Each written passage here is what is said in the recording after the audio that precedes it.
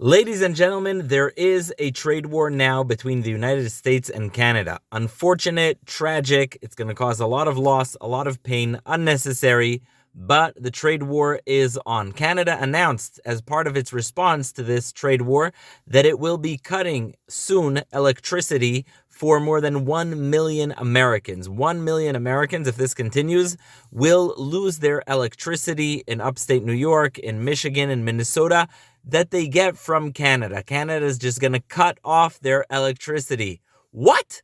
How could that be? I thought that was the definition of genocide. I thought that when you don't provide someone with electricity, that's genocide.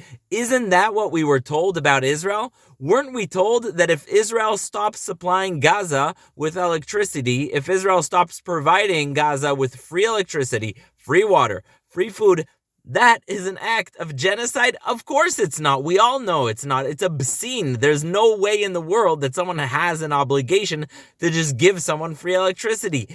And while Canada does have the right to cut off electricity to parts of America, Israel also has the right to do the same thing for Gaza, because if it's not genocide for Canada, it's not genocide for Israel. You know what? Let Hamas take all the pipes that they use to make rockets and shoot at Israeli and Palestinian civilians, and let them use that for water. Let Hamas take all the money that they use for building tunnels and rockets and terrorism, and let them pay their own electric bills. Let Gaza buy electricity from Egypt. Why is it that when Israel decides it simply does not want to provide free electricity to Gaza, we hear it's a genocide, but when Canada decides it's not going to provide the United States with electricity, we're like, okay, that's their right. Because you know what? That is anti-Semitism. This whole genocide libel has been one long anti-Semitic double standard, holding Israel to obscene standards. Since when does a country need to provide food and water to those who attack it? Do we provide food and water for free to North Korea? No, we do not. After 9/11, did we decide, oh, you know what we're going to do for Al-Qaeda? We're going to send them food packages. We didn't. Do you know what happened in the Vietnam War? We didn't say, oh, let's make sure that the people in Vietnam have food, because that is not our responsibility. And the world bought this lie hook, line, and sinker. Why in the world is Israel obligated to give Gaza anything? Gaza has a border with Egypt. It can buy from Egypt anything. It can travel to Egypt. The fact that Egypt decides it wants to close that border is Egypt's choice, not Israel's choice. And so the idea that somehow Israel is committing genocide by not providing free Wi-Fi, cable TV, and vacations to the people of Gaza is another lie of the many, many lies made against Israel, not least of which is the one that says that Israel killed 40,000 Gazans. You know what that number doesn't say? How many of those Gazans were Hamas terrorists? You know who's counted in that figure of 40,000 civilians killed in Gaza?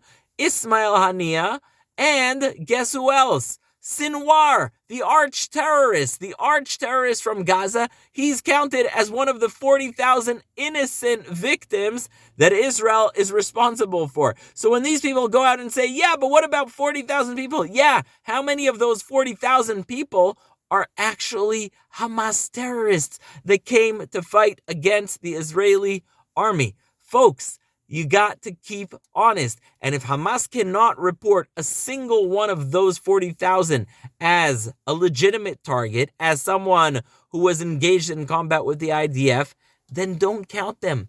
Don't come telling us that Israel is responsible for this and this number of deaths if you're not going to tell us who's a civilian and who's not. If you're not going to tell us who was threatening the lives of Israeli soldiers, then don't count them.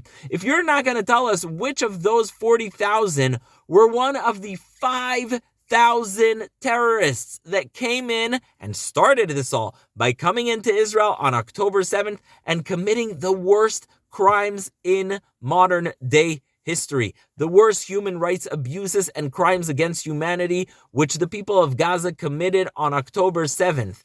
If you're not going to tell us which of those 5,000 people that were killed you are using in your 40,000 figure, then the whole thing is not legitimate. Israel did not commit genocide, never has and never will.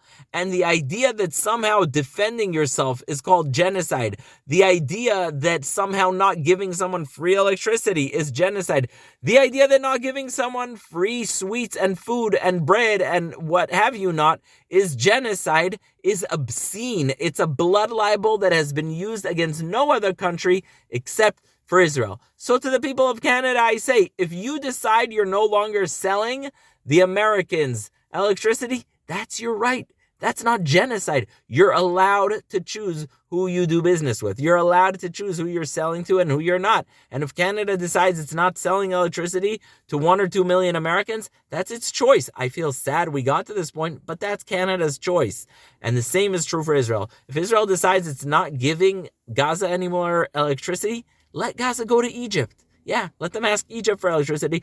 Or, alternatively, let them return the hostages. Let them use their money for paying their electric bills rather than acts of terrorism. Something to think about.